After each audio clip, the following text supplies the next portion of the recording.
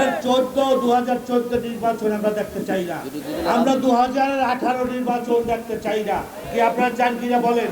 যেহেতু এই 2024-এ 7ই জানুয়ারি প্রশাসনের পাতানো নির্বাচন, ধোঁকাবাজি নির্বাচন থেকে সরকারকে ব্যাক করার জন্য, ফিরে আসার জন্য ইসলামী আন্দোলন আমরা রাজপথে নেমেছি। আমরা থাকবো, সরকারকে বলতেছি আপনি ফিরে আসুন। যদি না আসেন এই আগামী দিনের যে ভয়াবহ অবস্থা হবে, রক্তপাত হবে, মারামারি হবে, গৃহযুদ্ধ হবে, এর দায় দায়িত্ব বর্তমান আওয়ামী লীগ সরকারকে দিতেই হবে। আমরা সুষ্ঠু নির্বাচন চাই, এই সংসদ ভেঙে দিয়ে আমরা এই সংসদ বাতিল চাই এবং জাতীয় সরকারের অধীনে নির্বাচন চাই। এইটা ইসলামী আন্দোলনের দাবি।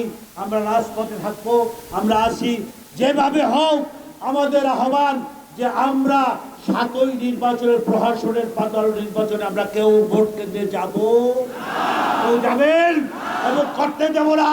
দেখি আওয়ামী লীগ সরকার এককভাবে যে ফ্রাউনের চরিত্রে নামছে, নবরুদের চরিত্রে নামছে, আবু জাহেলের চরিত্রে নামছে, কত পারে, কত রক্ত চায়, কি চায় সেটাকে আমরা দেখে দেব ইনশাআল্লাহ।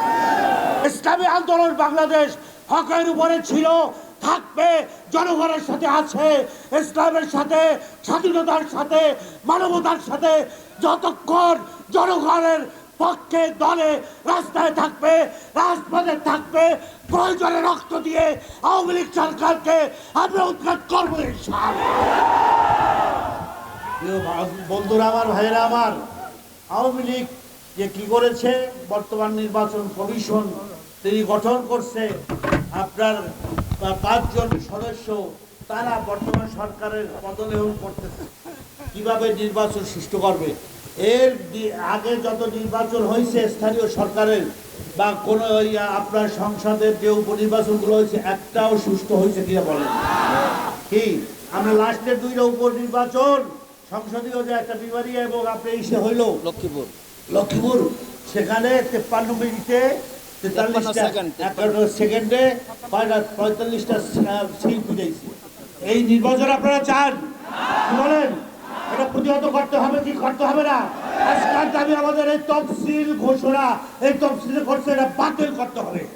তফসিল ঘোষণা করার পরে এবার বিরোধী দলকে নিয়ে, সবাইকে নিয়ে আর সরকারকে আলোচনার মঞ্চে আসতে হবে, সংলাপের মঞ্চে আসতে হবে, এসে এই তফসিল বাতিল করে আমাদেরকে সবাইকে নিয়ে একটা স্বচ্ছ সুন্দর নির্বাচন উপহার দিতে হবে। আসুন আমরা আমাদের আগামী 16ই ডিসেম্বর বিজয় দিবসে আমাদের পতাকা র্যালি হবে ঢাকা মহানগরের উদ্যোগে 11টার সময়, সকাল 11টা দক্ষিণ উত্তর গেট থেকে।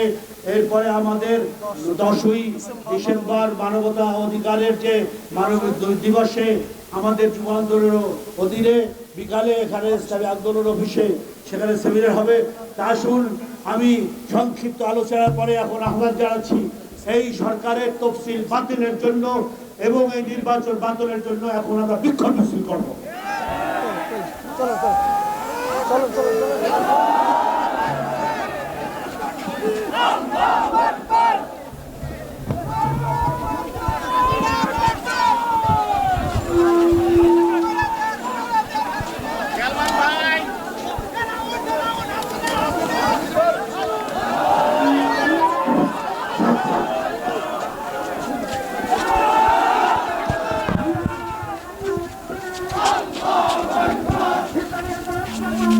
জিন্দাবাদ জিন্দাবাদ